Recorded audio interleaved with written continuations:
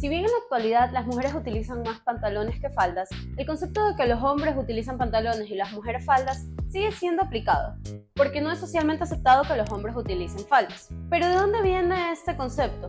Porque si damos un vistazo a la historia de la moda, desde la antigüedad, hombres y mujeres de diferentes culturas han venido utilizando túnicas, faldas o vestidos. El uso de pantalones es algo relativamente nuevo en la historia de la moda occidental. Fue durante la Revolución Francesa cuando los hombres empezaron a utilizar pantalones largos como los conocemos hoy en día.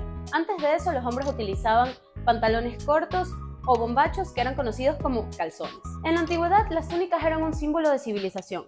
Los únicos que utilizaban pantalones eran los pueblos barbáricos que montaban a caballo. Los pantalones más antiguos de los que se tiene registro datan del siglo XIII a.C.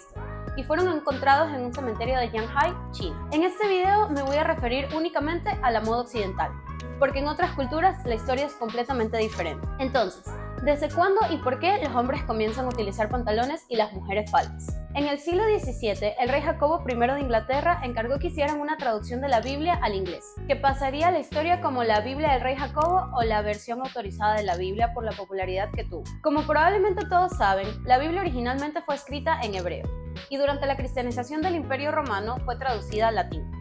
Durante la Edad Media y un poco después, todas las Biblias y las misas estaban en latín. La Biblia del rey Jacobo fue una de las primeras traducciones al inglés, por eso fue tan popular, y continúa siéndolo hasta el día de hoy, ya que es uno de los textos más publicados en la lengua inglesa. Pero volviendo al tema de los pantalones, el problema fue que al traducir la Biblia del hebreo al latín y del latín al inglés, hubieron algunos cambios en ciertos pasajes, como por ejemplo el de Deuteronomio 22:5.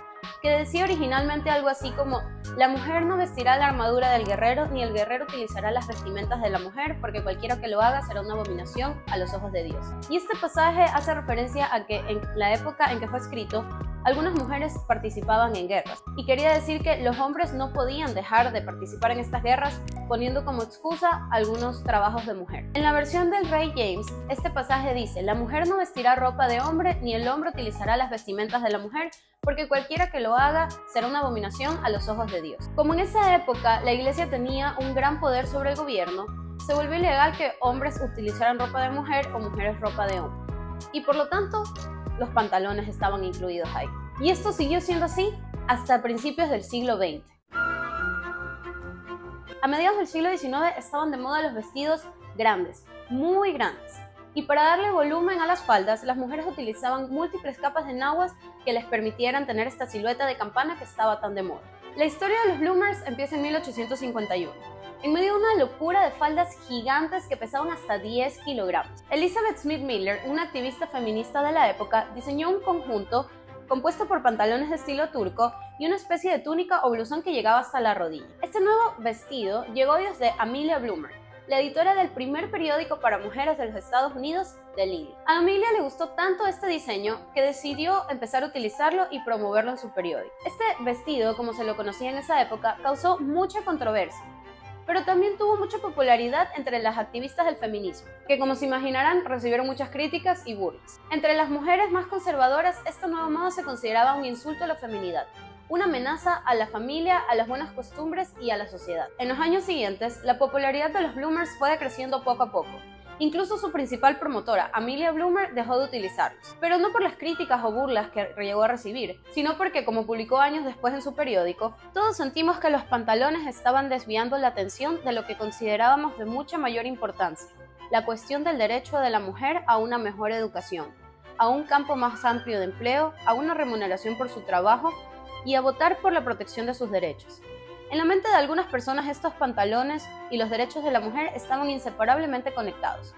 Para nosotros, los pantalones no fueron más que un incidente y no estábamos dispuestos a sacrificar cuestiones mayores por ello. Otra de las razones por las cuales perdieron popularidad fue por la invención del miriñaque en 1857. El miriñaque es una especie de jaula creada por aros concéntricos que ayudan a dar la silueta de campana que estaba tan de moda en esa época. A pesar de lo que muchas personas piensan, esto fue un alivio y no un problema para las mujeres en ese tiempo, porque el miriñaque ayudaba a que tuvieran mayor libertad de movimiento y menos peso en sus faldas como tenían anteriormente con la cantidad de naguas que utilizaban para lograr la silueta de campana. Incluso hizo que fuera más accesible estar a la moda para personas de clase media o baja. Con el boom del ciclismo en 1890, vuelven a estar de moda los bloomers, pero esta vez como ropa deportiva para las mujeres que practicaban este deporte. En 1890 estaban de moda las mangas súper abullonadas, y por eso los bloomers que estuvieron de moda en este tiempo eran muy anchos. Pero en los siguientes años se fueron ajustando y siguieron siendo populares en décadas posteriores, especialmente como ropa deportiva para hombres o mujeres. En esta foto de 1937 pueden ver a la famosa aviadora Amelia Earhart utilizando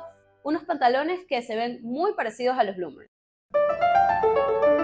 La tela de jean tiene sus orígenes en el siglo XVII en la ciudad de Génova, Italia.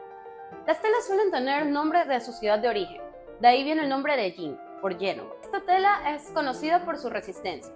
Por esta razón se la utilizaba para fabricar ropa de trabajo. En estas pinturas del siglo XVII pueden ver a personas de clase trabajadora utilizando tela de jean para fabricar faldas o chaquetas. El color azul de la tela de jean viene de la popularidad del índigo como tinte para la ropa. El índigo era cultivado en las mismas plantaciones donde se cultivaba el algodón, que es una de las fibras más utilizadas para fabricar esta tela. En estas plantaciones trabajaban esclavos, por lo que era muy común ver a esclavos utilizando ropa fabricada con tela de jean. Por esta razón, durante el siglo XVIII, XIX e incluso principios del siglo XX, la tela de jean era relacionada con gente de clase trabajadora y considerada una prenda de ropa solo apta para trabajo de campo. Uno de los primeros vendedores de jeans fue la marca Levi Strauss en 1870. Su mercado principal eran los mineros de San Francisco que habían sido atraídos por la fiebre de oro que hubo en California en esta época. Levi's es considerado el inventor de los pantalones de jean por varias innovaciones que aplicó a sus diseños, como el uso de aros para sostener los cinturones. Y esto fue gracias a los mineros, porque en esa época lo más común era utilizar tirantes para sostener los pantalones. Pero estos tirantes en las minas eran un gran riesgo para los trabajadores, porque podían quedar enganchados con una de las maderas que sostenían la mina y causar un derrumbe. Por esta razón, muchos mineros utilizaban cuerdas para amarrar sus pantalones, como pueden ver en algunas fotos de la época. Levi's creó una solución para este problema y es algo que seguimos utilizando hasta el día de hoy. Esta es la historia de los jeans hasta el siglo XIX. Pero en ese tiempo eran utilizados solamente por hombres. Tendrían que pasar 6 décadas más para que las mujeres empezaran a utilizarlos también. Y es en los años 30 cuando empezamos a ver jeans siendo publicitados para mujeres. Pero ya no como ropa de trabajo, sino como ropa casual. Durante la Segunda Guerra Mundial, los jeans y los overoles fabricados con tela de jean fueron muy populares entre las mujeres que tuvieron que realizar trabajos de hombres como trabajos de campo o en fábricas. Y después de la guerra siguieron siendo bastante populares, especialmente entre las mujeres más jóvenes y adolescentes, aunque eran solamente utilizados para ocasiones extremadamente casuales.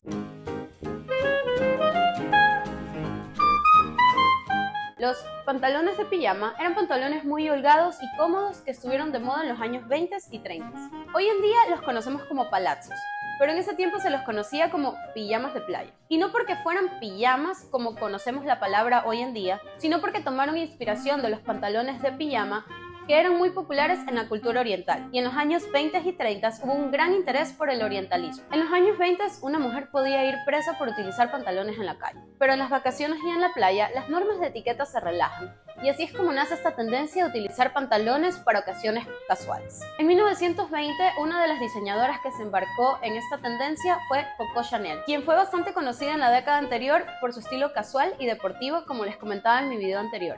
Si les interesa verlo, les dejo el link en la descripción. Estos pantalones fueron un símbolo de feminismo en una época en que la mujer empezó a tener el derecho al voto, de liberación sexual y de grandes cambios en la sociedad. Y para el día de hoy, algunos de los outfits que vemos en estas fotos de 1930 se ven tan modernos que si no fuera por el peinado y el maquillaje, tranquilamente pasarían como actuales. Me parece increíble que estas fotos tengan casi 100 años de antigüedad.